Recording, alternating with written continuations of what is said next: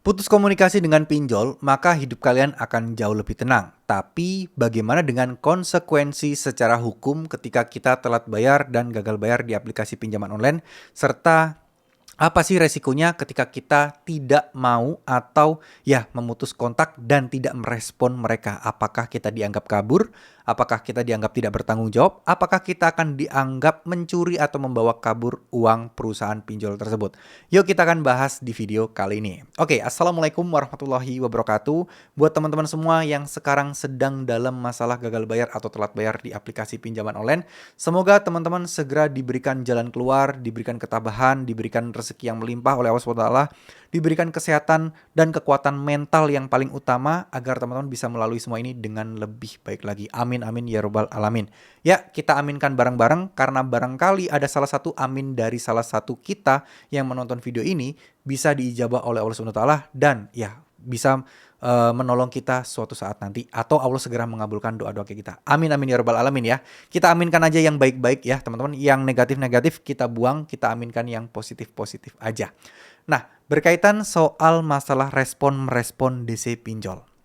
Oke, apakah ada sanksi dan resiko hukumnya? Jawaban saya enggak. Karena permasalahan seperti ini udah jelas permasalahan perdata. Kejadian seperti ini juga bukan kejadian di 1-2 orang. Ya, jadi kalau kalian merasa hubungan ya kalian dihubungi terus dengan pinjol dan merasa kalian itu terganggu, nggak bisa kerja, nggak bisa memperbaiki finansial kalian, mau usaha itu juga jadi beban. Ya, solusinya cuma satu kok teman-teman. Putuskan aja hubungan dulu sementara dengan pinjol-pinjol ini. Caranya bagaimana? Ya ini banyak. Kalian mau blokir nomor mereka, teman-teman mau ganti nomor atau apapun itulah. Yang penting teman-teman tidak terganggu dengan cara-cara penagihan mereka. Ya, karena buat sebagian orang penagihan memang receh dan remeh. Tapi saya sadar sebagian orang juga merasa ini sesuatu yang luar biasa beratnya untuk dipikul oleh teman-teman yang saat ini sedang galbay pinjol. Oleh karena itu mungkin video ini dikhususkan untuk teman-teman yang merasa terganggu banget dan merasa terpuruk banget. Ya, Bang, kalau misalnya kita nggak respon nanti DC bakal datang bagaimana? Ya, belum tentu. Kalian mau respon dan nggak respon pun, DC juga kemungkinan datang selalu ada kalau dia sudah punya DC lapangan. Ya, seperti Aku Laku, Kredivo, Kredit Pintar, Tunaiku, Home Credit itu adalah salah satu pinjol-pinjol yang cukup lumayan banyak DC-nya dan hampir tersebar di seluruh kota yang ada di Indonesia. Jadi kalau buat saya pribadi, tergantung kalian dipinjol mana. Udah lupakan soal masalah galbay teman-teman. Ya, karena gagal bayar pinjol itu banyak yang sudah dilakukan dari dulu banget, sudah banyak yang bahkan dari 2019 sampai 2024 masih galbay pun juga masih banyak. Apakah mereka dipenjara? No, karena pinjol urusannya perdata. Apakah rumah mereka disita? Jawabannya juga tidak. Apakah mereka kena gugatan ke pengadilan? Jawabannya juga tidak.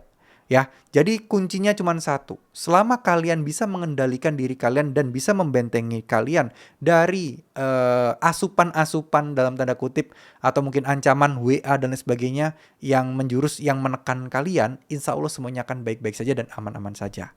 Lantas, apa resikonya bagi orang yang udah bertahun-tahun galbay tadi? Ya, pasti slik OJK-nya akan bermasalah. Dia tidak akan bisa mengajukan pinjaman apapun kecuali selama 2 tahun atau 3 tahun itu beberapa pinjolnya itu sudah memutihkan atau menghapuskan hutang-hutangnya. Mungkin nggak terjadi seperti itu? Jawabannya mungkin sekali, tapi ya butuh waktu sangat lama. Dan itu juga kemungkinan barunya kan ya, karena yang galbay banyak. Ya, kita kepilih untuk jadi orang yang dihapuskan hutangnya ini kan probabilitas dan kemungkinannya sangat kecil sekali. Karena ya banyak yang galbay, nggak cuma 1 atau 2 orang doang. Ya, jadi fokus kita adalah apa yang bisa kita kendalikan dan bisa kita kontrol. Yang nggak bisa kita kendalikan, nggak bisa kita kontrol, lupakan. Ya, untuk DC yang menghubungi kita, itu kita tidak bisa kontrol. Itu semau-mau mereka. Tapi apa yang bisa kita kontrol? Ya tidak menanggapinya. Ya mungkin mematikan HP kalian dulu. Mungkin diabaikan gak usah dibaca chat-chatnya. Atau mungkin gak usah diangkat. Atau mungkin ya kalian blokir satu persatu, ganti nomor. Ya itu terserah kalian, pertimbangannya ada di teman-teman. Tapi apakah ada sanksi hukum di sana? Harusnya enggak.